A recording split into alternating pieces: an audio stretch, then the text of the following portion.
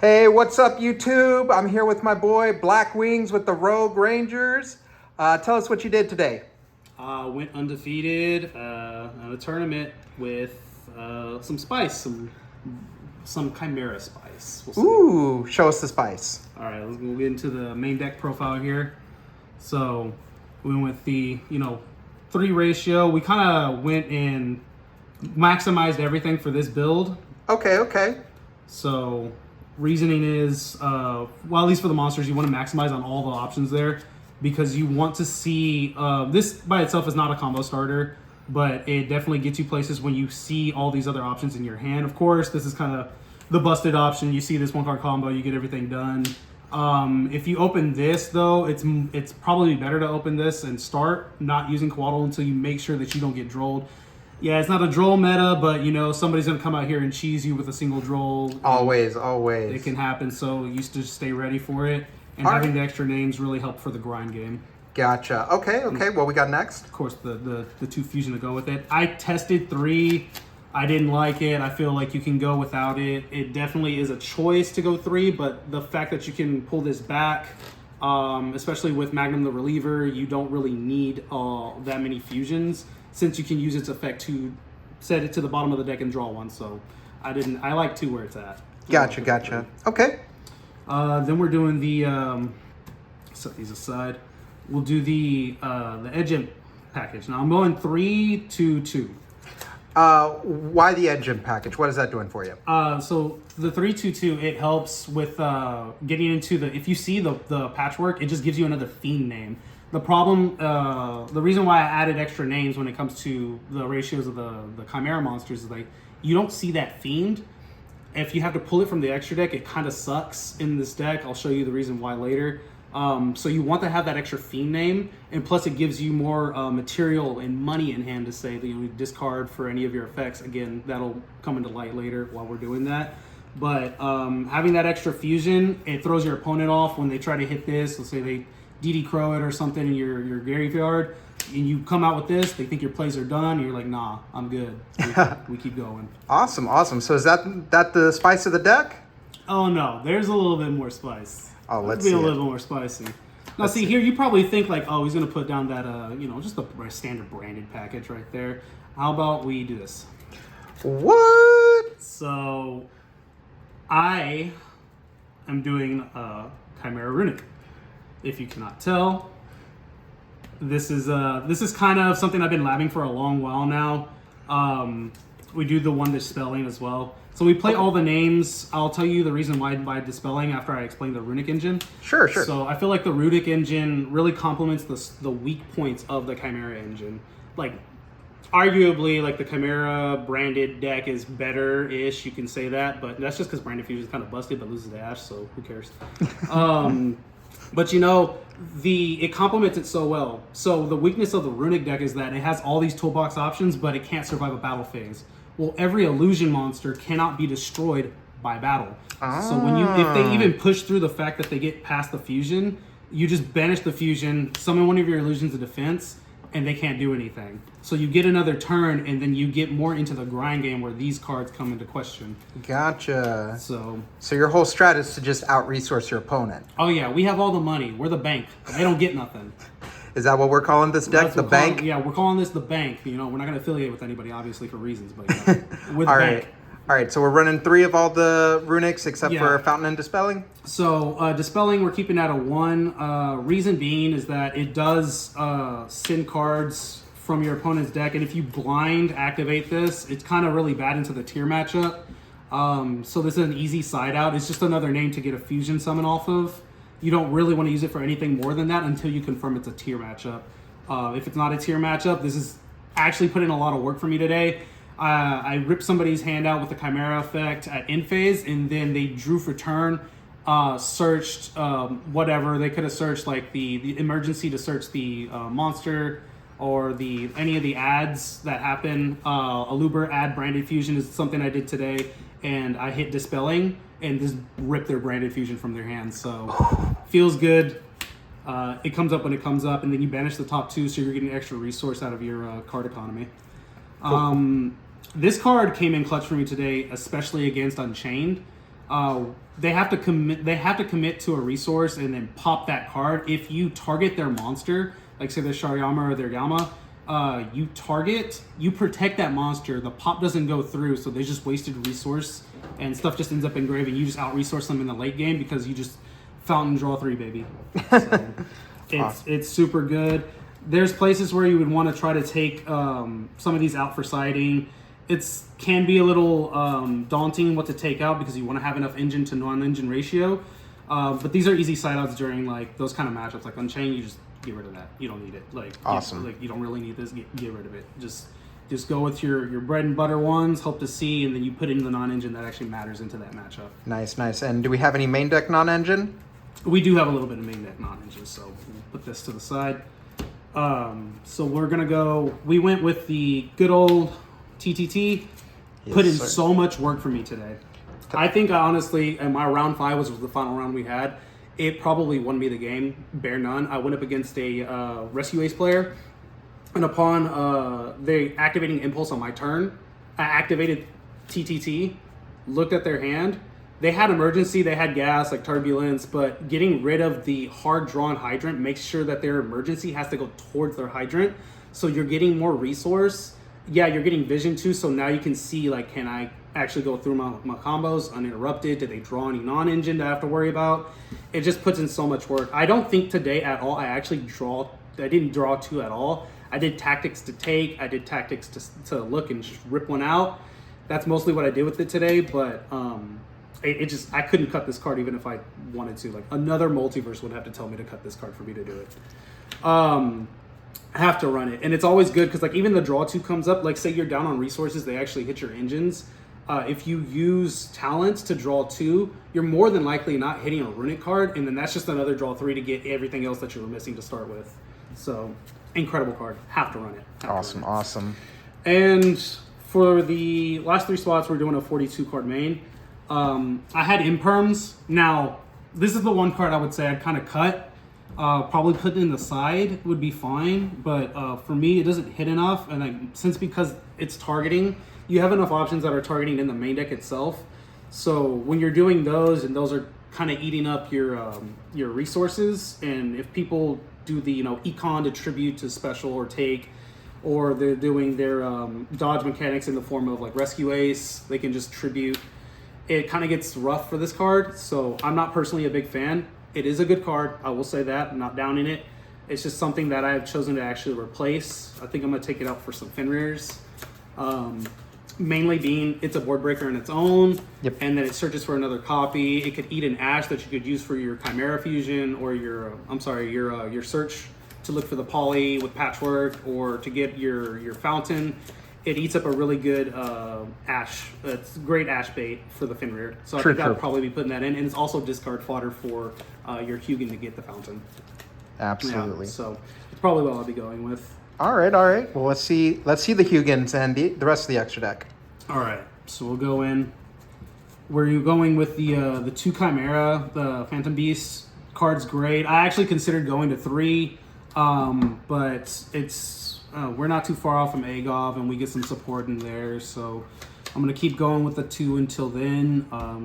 The only reason I feel like that is because in the grind games, it does come to a point to where you want to see the 3rd name, but if you're getting to those points, you either most likely are not winning, or it's like you have to wait for that Runick card to come in to actually get you your draw 3 to keep you going and pushing against your opponent to keep resources out of their deck.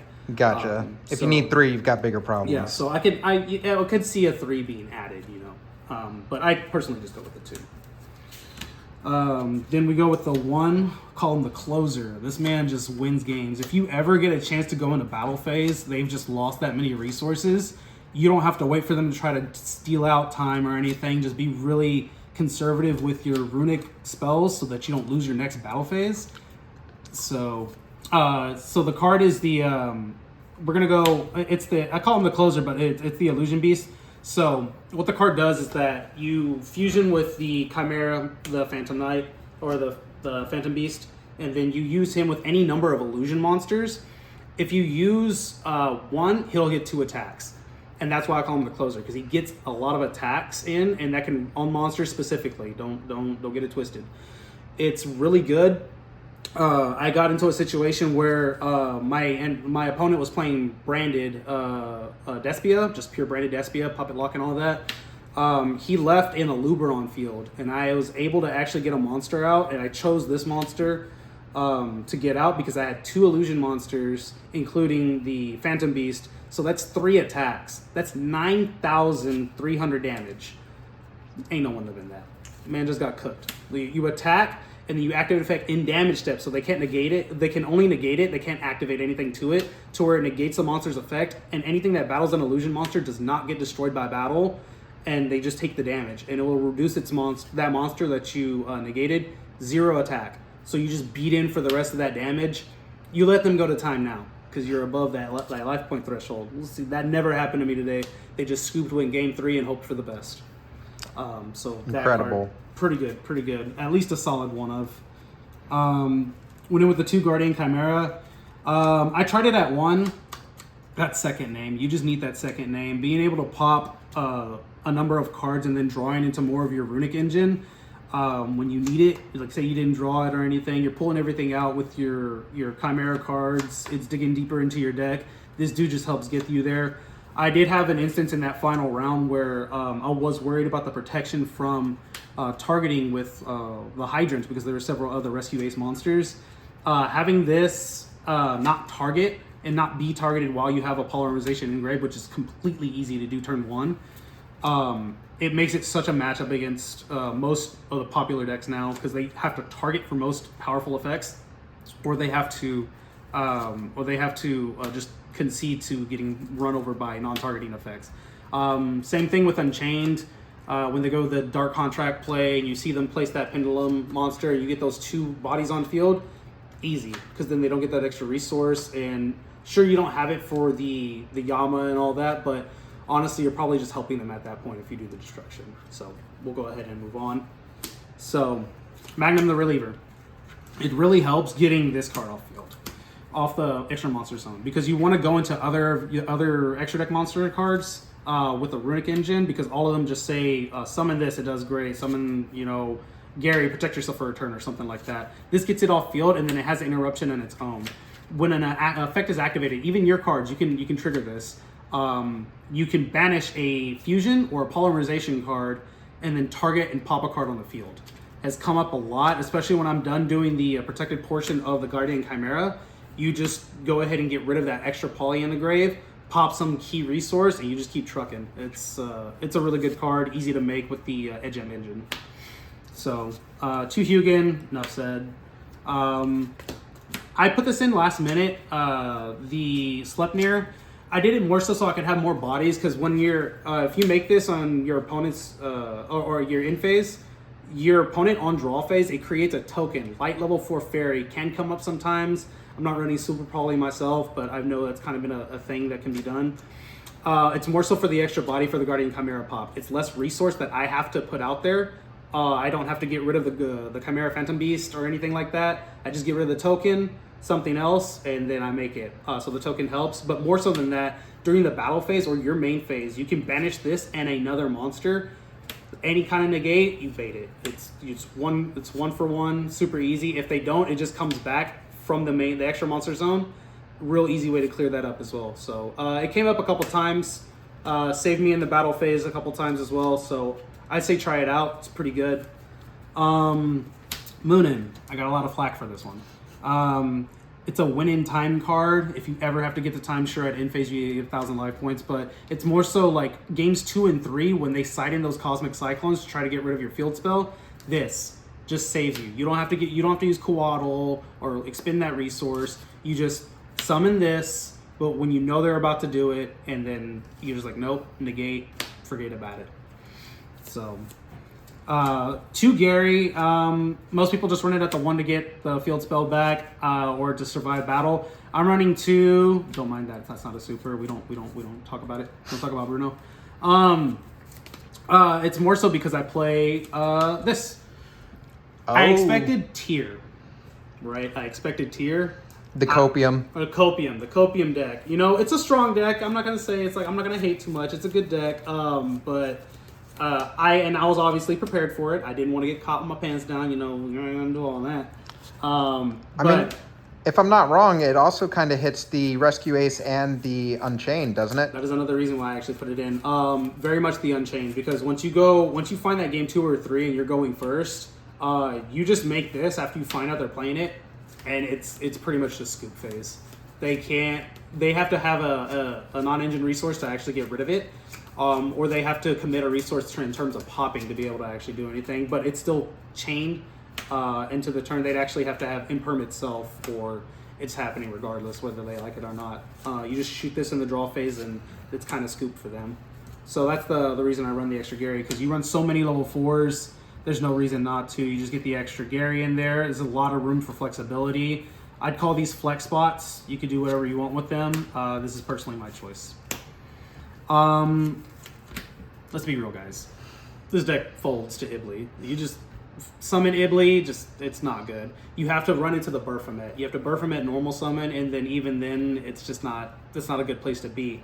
However, in my round 5 against the Rescue Ace, this put in so much work, because when they placed the traps from the Turbulence effect, they risked running into this. You negate a trap after a tribute, gets it off the field, gets that card out of there.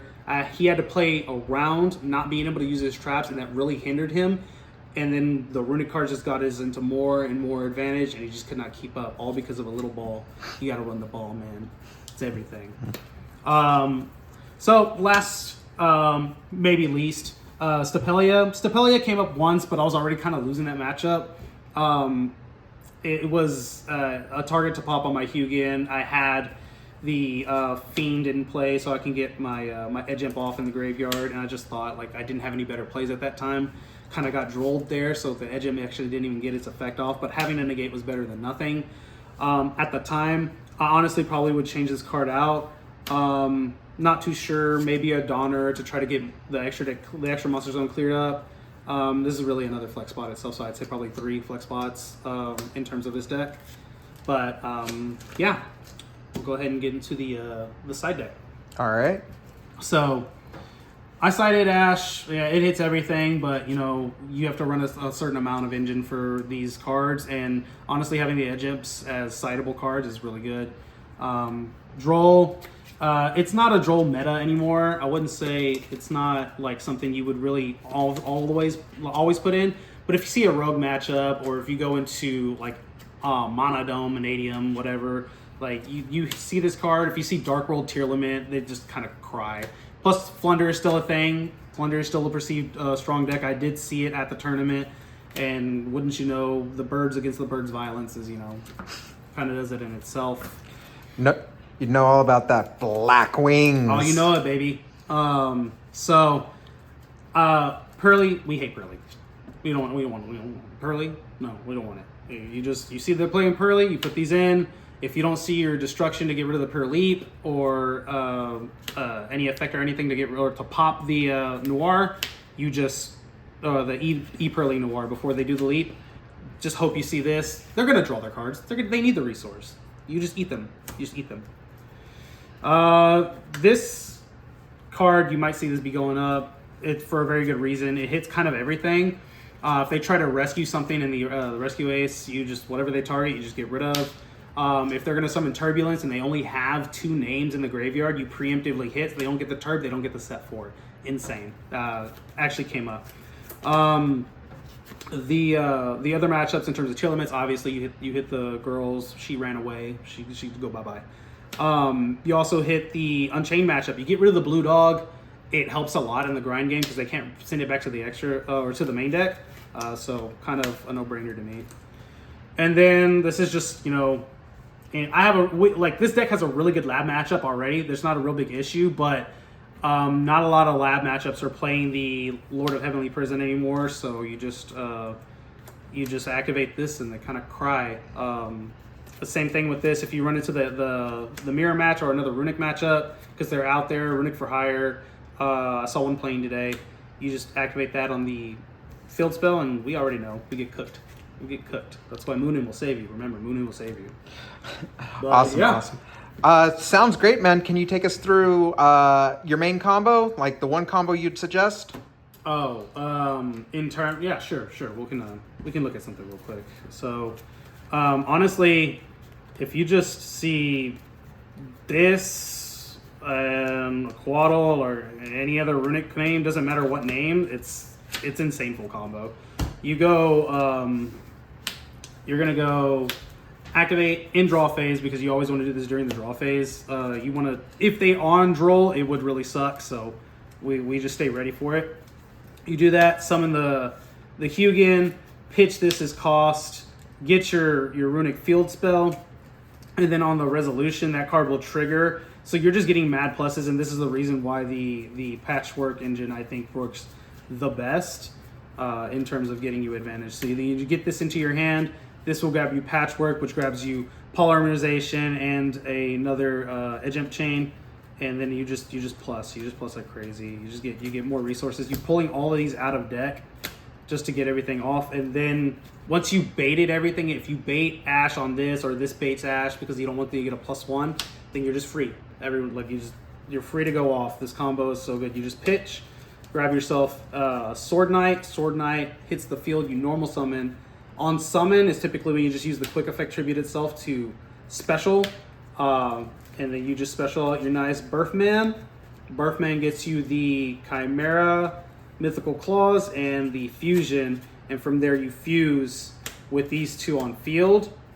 Get those back in the grave, and then you'll get yourself the Phantom Beast. You just get the Phantom Beast. And you can chain this however you want. Honestly, you can chain this in a number of different ways. I usually go chain link 1 to discard at end, chain link 2 to target and special, and chain link 3 just in case they do have another Ash and they just used it late. It's better to do it now than it is to try to do this on the follow-up turn during their draw phase. So summons this out, and then this will just get you the Coatl for follow-up again back into your hand. And then after you fusion, you just fusion effect, add it back to your hand, set it on field, and then you have this in your hand, this on field, or in hand, depending on how if you've had Runick cards or not, outside of that one. This on the field, and you're just set up for the next turn, just real nice. You really get this all with just the singular one card. You get this through having a Runick, obviously, to discard. But the one card engine for the Coatl is so much value. Pull everything out, get the resource. But yeah, that's the main bread and butter combo for that, honestly.